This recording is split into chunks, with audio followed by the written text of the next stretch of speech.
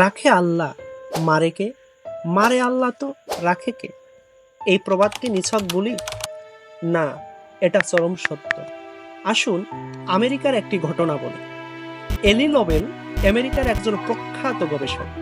বয়স 27 বছর, রূপ, 3 সন্তান, আদর্শবান স্বামী, সবকিছু নিয়ে সুখে দিন কাটছিল।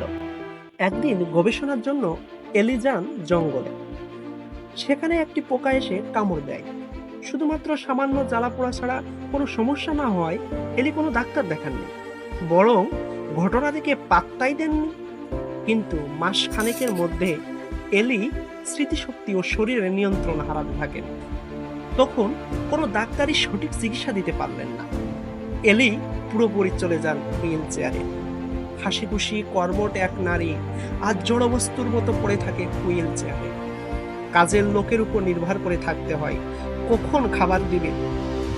কেউ তেমন এখন আর এলিকে সময় দেয় না। অক্ষম ব্যক্তিকে কে বা পাত্তা দেয়? 15টি বছর নিঃসঙ্গ নির্জীব জীবনে রইল এলি। এলি আজ 42 বছরের মধ্যবয়স্কা। শুয়ে শুয়ে পুরনো স্মৃতি ঘাটা ছাড়া কোনো উপায় নেই। এলি আর এত জ্বালা কষ্ট নিতে পারছিল না।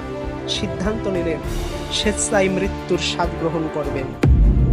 কোর্ট ও ডাক্তার মিলে 3 দিন চেয়ে নিল এলির মৃত্যুর জন্য। আর মাত্র 3 দিন, তারপর এলি পাবে মুক্তির স্বাদ। সবাইকে মুক্তি দেবে এলি। এলি 3 দিনের জন্য ক্যালিফোর্নিয়া ঘুরতে গেলেন পরিচারিকার সাহায্যে। বিকালে পার্কে ঘোরার সময় হঠাৎ ঝাঁকে ঝাঁকে মৌমাছি তাদের আক্রমণ করে। পরিচারিকা পালিয়ে গেলেও বৃদ্ধা এলি হুইল চেয়ারেই রইল।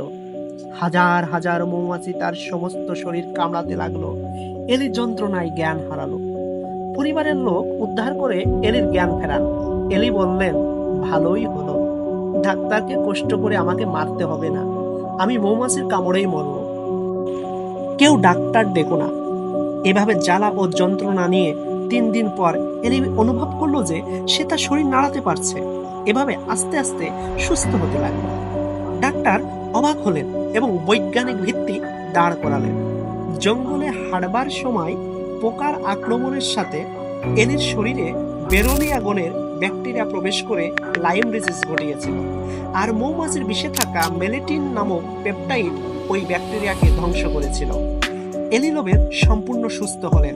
নিজের জীবনের অভিজ্ঞতা থেকে মৌমাছির বিষ দিয়ে লাইম ডিজিজের প্রতিষেধক আবিষ্কারের জন্য আবারও পূর্বে সেই কর্মঠ ও হাসি খুশি জীবনে ফিরে গেলেন। তাই হতাশ হবেন না।